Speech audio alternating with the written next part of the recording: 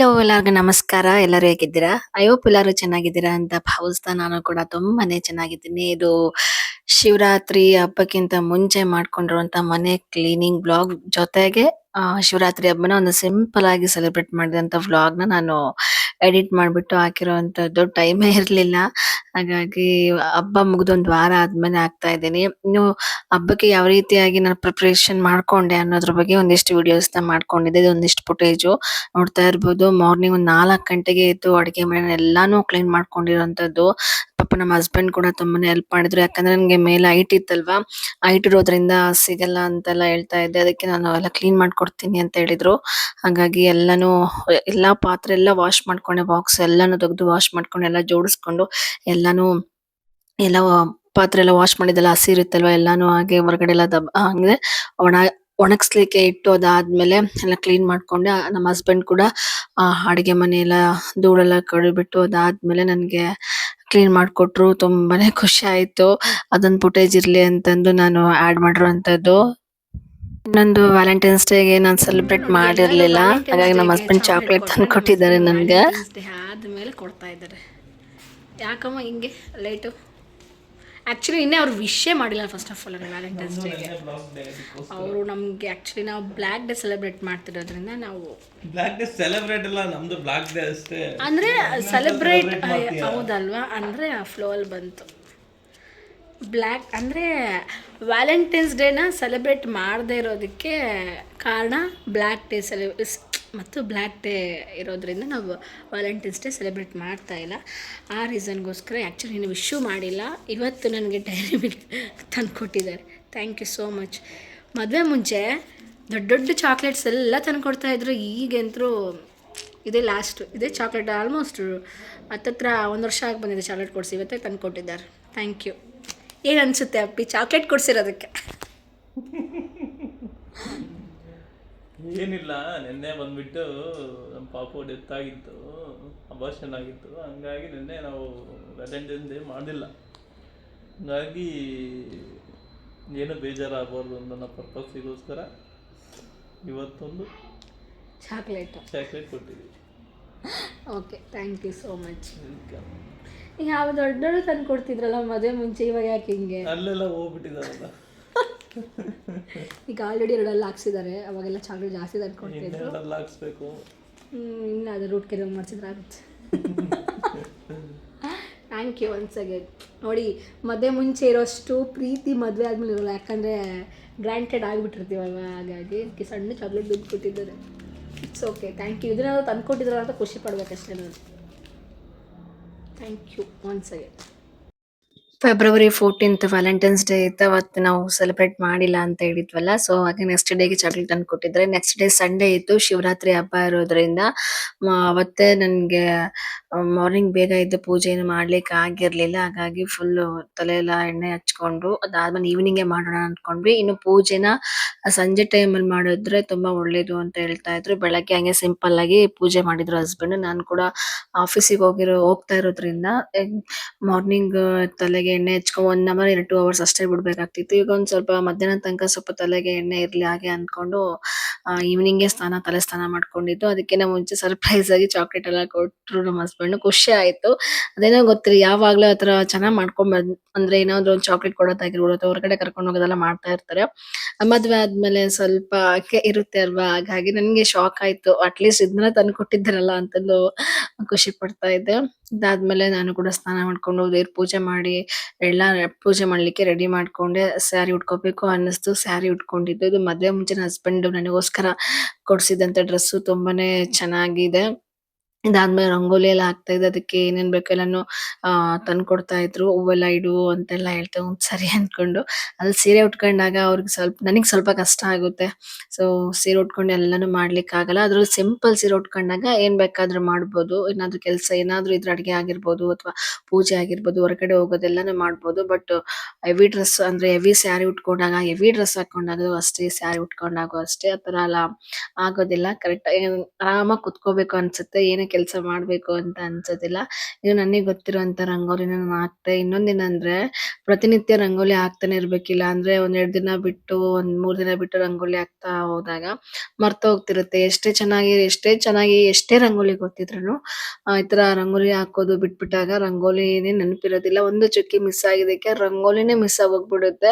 ಮತ್ತೆ ಸ್ವಲ್ಪ ಹಂಗೆ ಹಿಂಗೆ ಸರ್ಕಸ್ ಮಾಡ್ಕೊಂಡು ಅದನ್ನ ಆ ಲೈನ್ ಇನ್ನೊಂದ್ ಲೈನ್‌ಗೆ ಗೆರೆ ಹಾಕಿ ಇದನ್ ಮಾಡಿದ್ದು. ಅದಾದ್ಮೇಲೆ ಫೈನಲ್ ಆಗಿ ನನ್ನ ಒಂದು ಸಿಂಪಲ್ ರಂಗೋಲಿ ಡಿಸೈನ್ ಆಯ್ತು. ಅದಾದ್ಮೇಲೆಲ್ಲ ಹೂವಿಂದ ಡೆಕೋರೇಟ್ ಮಾಡ್ಬಿಟ್ಟು ಡೋರ್ ಎಲ್ಲಾನು ಒರೆಸ್ಬಿಟ್ಟು ಅಲ್ಲಿ ಸ್ವಸ್ತಿಕ್ ಶ್ರೀ ಓಂ ಅಂತೆಲ್ಲ ಬರ್ದು ವಿಭೂತಿ ಎಲ್ಲ ಹಚ್ಬಿಟ್ಟು ಅರಿಶಿನ ಕುಂಕುಮ ಎಲ್ಲ ಹಚ್ಚಿದ್ದು ತುಂಬಾನೇ ಚೆನ್ನಾಗಿ ಕಾಣಿಸ್ತಾ ಇತ್ತು. ಬಾಗಿಲಿಗೆ ಹಚ್ಚಿದ್ದು ನೀವು ನೋಡ್ತಾ ಇರ್ಬೋದು ಎಷ್ಟು ಚೆನ್ನಾಗಿ ಕಾಣಿಸುತ್ತೆ ಅಂದ್ರೆ ಆ ಪ್ರತಿನಿತ್ಯ ಏನೇ ಒಂದು ಏನ್ ಮಾಡ್ತೀವಲ್ಲ ಗೊತ್ತಿಲ್ಲ ಮನೇಲಿ ಪೂಜೆ ಪುನಸ್ಕಾರ ಅಂತ ಮಾಡಿದಾಗ ಮನೇಲಿ ಎಷ್ಟು ಶಾಂತಿ ನೆಮ್ಮದಿ ಇರುತ್ತೆ ಅಂದ್ರೆ ಅದೇ ಬೇರೆ ಇವತ್ತು ಶಿವರಾತ್ರಿ ಆಗಿತ್ತು. ತುಂಬಾನೇ ಚೆನ್ನಾಗಿ ಅನ್ನಿಸ್ತು.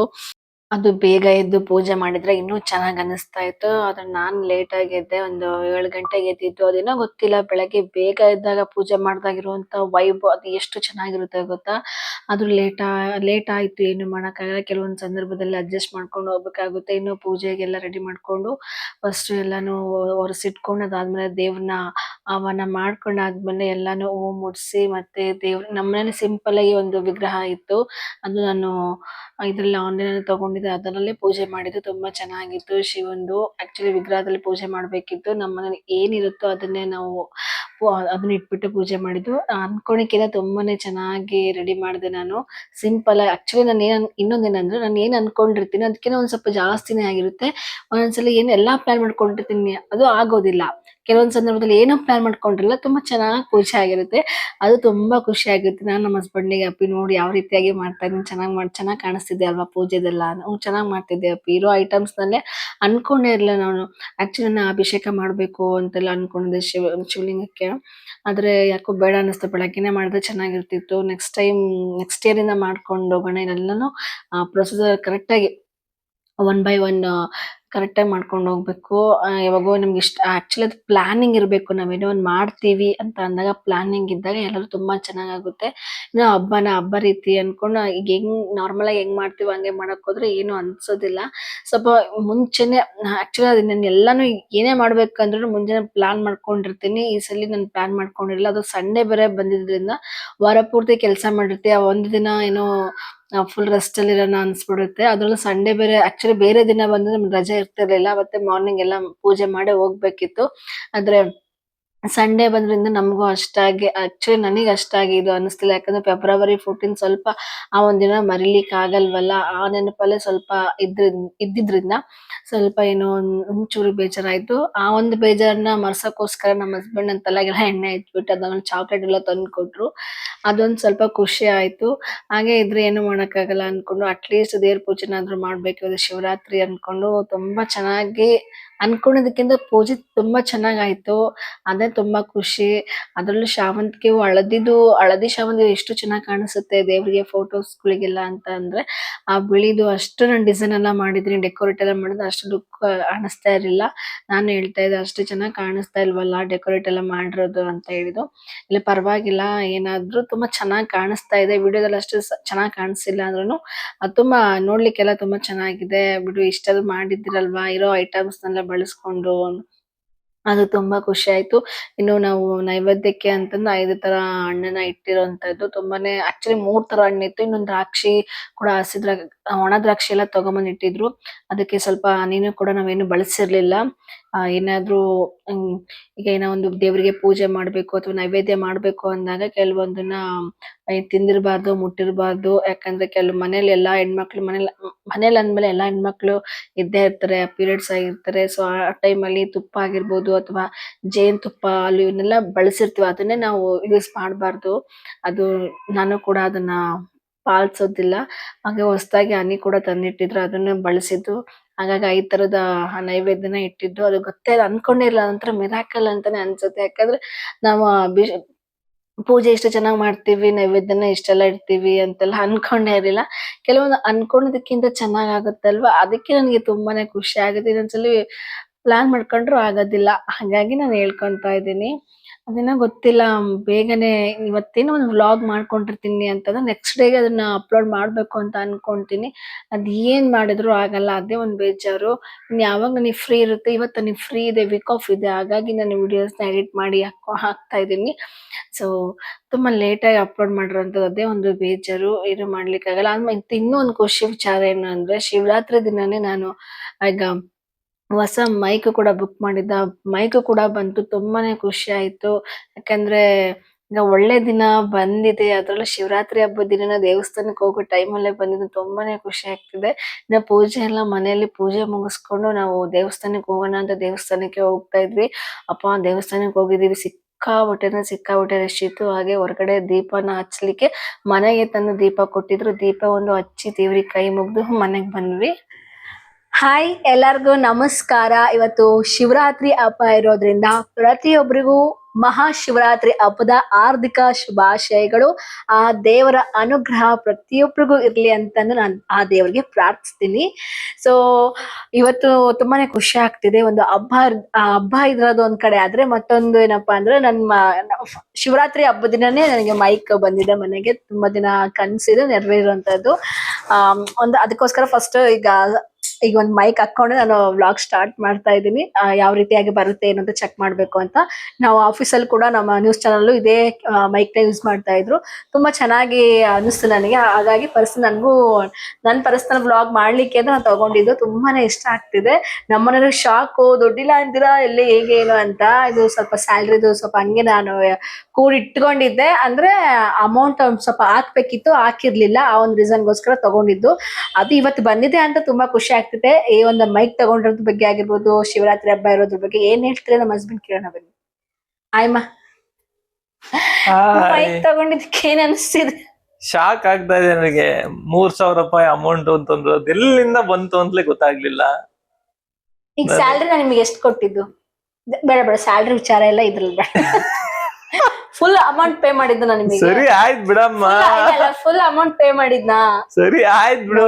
ನೋಡಿ ಫುಲ್ ಅಮೌಂಟ್ ಏನ್ ಪೇ ಮಾಡಿಲ್ಲ ಅಲ್ವಾ? ಇವ್ರು ಮತ್ತೆ ನನಗೆ ಅಮೌಂಟ್ ಹಾಕಿದ್ರು. ನೀವು ಅವತ್ ನಿಮ್ಗೆ ಕ್ಯಾಶ್ ಕೊಟ್ಟು ಅಮೌಂಟ್ ಕೂಡ ಹಾಕಿಸ್ಕೊಂಡಿದ್ದೆ. 1,000 ರೂಪಾಯಿ. ಖುಷಿ ನೋಡಿ. ಆಕ್ಚುಲಿ ತಗೊಂಡಿದ್ದಾರೆ, ಅವ್ರಿಗೆ ನಾನು ಕೇಳಿಲ್ಲ ಅಂತ ಖುಷಿ ಪಡ್ಬೇಕು. ಇವ್ರು ನೋಡಿದ್ರೆ ಹಿಂಗ್ ಮಾಡ್ತಾರೆ, ಏನ್ ಮಾಡಕ್ಕಾಗುತ್ತೆ? ಪ್ರತಿಯೊಬ್ಬ ಹೆಣ್ಮಕ್ಳು ಯಾರು ಜಾಸ್ತಿ ಕೇಳಕ್ ಅಂದ್ರೆ ಹಸ್ಬೆಂಡ್ಗಾಗ್ಲಿ ಅಪ್ಪ ಅಮ್ಮಗಾಗ್ಲಿ ಏನು ಕೇಳ್ಬಾರ್ದು. ಅವರೇ ಇಂಡಿಪೆಂಡೆಂಟ್ ಆಗಿ ಏನಾದ್ರು ತಗೋಬೇಕೋ ಮಾಡ್ಬೇಕು ಅಂತ ಬಯಸ್ದಾಗ ಕೇಳ್ತಾರೋ. ಮತ್ತೆ ಅಂದ್ರೆ ಅವ್ರಿಗೆ ಗೊತ್ತಿಲ್ಲದೆ ತಗೊಂಡಾಗ ಅವ್ರಿಗೆ ಶಾಕ್, ದುಡ್ಡು ಎಲ್ಲಿಂದ ಬಂತು ಏನು ಅಂತ ಈ ತರ ಪ್ರಶ್ನೆ ಮಾಡ್ತಾರೆ. ತಗೊಳೋದು ತಪ್ಪು ಅನ್ಸುತ್ತೆ. ಒಂದೊಂದ್ಸಲಿ ತಗೊಂಡ್ರೆ ಏನೋ ಸರ್ಪ್ರೈಸ್ ಆಗಿ ಏನಾದ್ರು ಖುಷಿ ಪಡ್ತಾರೆ ಅಂದ್ರೆ ಈ ತರ ಹೇಳ್ತಾರೆ. ಏನು ಮಾಡಕ್ಕಾಗಲ್ಲ. ಸೊ ಶಿವರಾತ್ರಿ ಹಬ್ಬದ ದಿವಸ ಹೇಳಿ ಏನಾದ್ರು ಒಂದಿಷ್ಟು ಸಿಹಿ ಮಾತುಗಳನ್ನ ಹೇಳಿ. ನಮ್ಮ ಇಡೀ ಕರ್ನಾಟಕ ಜನತೆಗೆ ಮಹಾಶಿವರಾತ್ರಿ ಹಬ್ಬದ ಹಾರ್ದಿಕ ಶುಭಾಶಯಗಳು. ಒಳ್ಳೆ ರಾಜಕಾರಣ ಪ್ರಶ್ನೆ ಮಾಡ್ದಂಗ ಆಗ್ತಿದೆ ನನಗೆ. Thank you so much.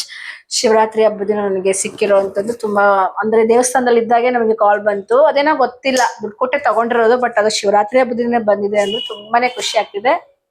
Next ಈಗ ಹೋಗ್ತಾ ಇನ್ನು ಹೆಚ್ಚಿನಾದಂತ ನಾನು ವ್ಲಾಗ್ ನ ಮಾಡ್ಬೇಕು ಅಂತ ಅನ್ಕೊಂಡಿದ್ದೀನಿ. ನಾನು ದೇವರ ಅನುಗ್ರಹದಿಂದ ದಯೆಯಿಂದ ಈ ಒಂದು ವ್ಲಾಗ್ ನ ತುಂಬಾ ಚೆನ್ನಾಗಿ ಆಗ್ಲಿ ಅಂತಾನೆ ನಾನು ಬಯಸ್ತೀನಿ. ಪ್ರತಿಯೊಬ್ರು ಈಗ ಸ್ಟಾರ್ಟ್ ಮಾಡ್ತಿರೋಂತ ನಮ್ಮಂತವ್ರಿಗೆ ಸಪೋರ್ಟ್ ಮಾಡಿ. ಈಗ ಬೆಳೆದಿರೋರ್ಗೆ ಓಕೆ, ಅವ್ರು ಏನ್ ವಿಡಿಯೋಸ್ ಹಾಕಿದ್ರು ಸಹ ಅವ್ರಿಗೆ ಲಕ್ಷಾನು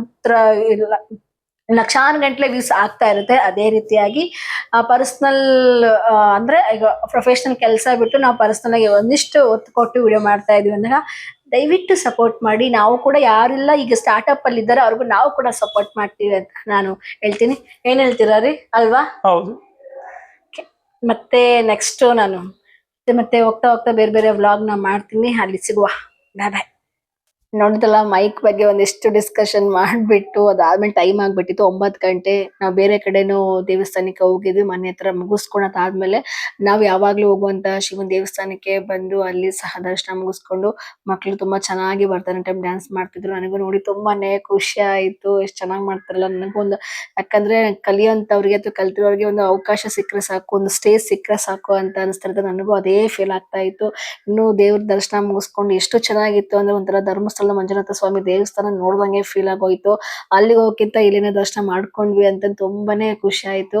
ಅದಾದ್ಮೇಲೆ ಕುತ್ಕೊಂಡು ಒಂದ್ ಸ್ವಲ್ಪ ಹೊತ್ತು ದೇವ್ರಿಗೆ ಕೈ ಮುಗ್ದು ಧ್ಯಾನ ಎಲ್ಲ ಮುಗಿಸ್ಕೊಂಡು ಮನೆಗೆ ಹೋಗಿದ್ವಿ. ಸೊ ಇದಾಗಿತ್ತು ನನ್ನ ಶಿವರಾತ್ರಿಯ ವ್ಲಾಗ್. ಯಾರಿಗೇನೋ ಒಂದು ವ್ಲಾಗ್ ಇಷ್ಟ ಆಗಿದೆ ಪ್ಲೀಸ್ ಒಂದು ಲೈಕ್ ಮಾಡಿ, ಶೇರ್ ಮಾಡಿ, ಸಬ್ಸ್ಕ್ರೈಬ್ ಮಾಡಿ. ನಮಸ್ಕಾರ ಎಲ್ಲರಿಗೂ.